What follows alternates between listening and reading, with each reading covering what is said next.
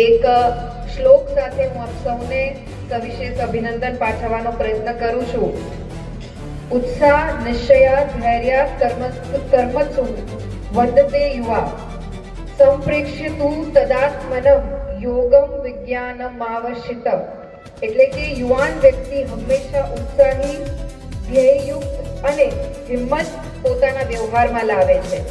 અને આ ત્રણેયનું સંયોજન એટલે કે યોગ દ્વારા ફિઝિકલ એક્ટિવિટીથી આપણે ક્યાંક જ્ઞાનની પ્રાપ્તિ કરી છે, ફિઝિકલ ફિટનેસની પ્રાપ્તિ કરી છે.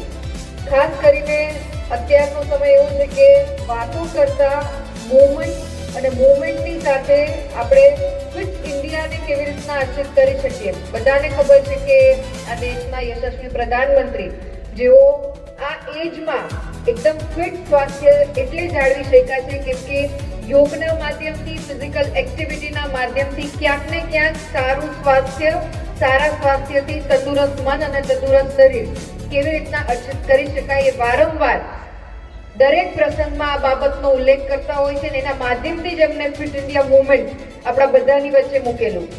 આનંદની વાત એ છે કે આ સંસ્થા દ્વારા પણ આ મૂવમેન્ટને ક્યાંક વધારે વેગ મળે એ માટે વખતો વખત સમયાંતરે ફિઝિકલ એક્ટિવિટીના માધ્યમથી, ચાહે સાયક્લોથોન હોય, મેરેથોન હોય કે સ્પોર્ટ્સ ઇવેન્ટ હોય, એના માધ્યમથી વિદ્યાર્થીઓમાં મેદસ્વીતાનું પ્રમાણ ઘટે અને અત્યારનું જે આ યુથ છે આવતીકાલના આપણા દેશનું ભવિષ્ય બનવા જઈ રહ્યું હોય ત્યારે એમના સ્વાસ્થ્ય પ્રત્યે એક જવાબદાર નાગરિક તરીકે આપણી ફરજ આવે છે કે આપણે આ દેશને ઉત્તમ સ્વાસ્થ્યયુક્ત યુથ પ્રદાન કરીએ.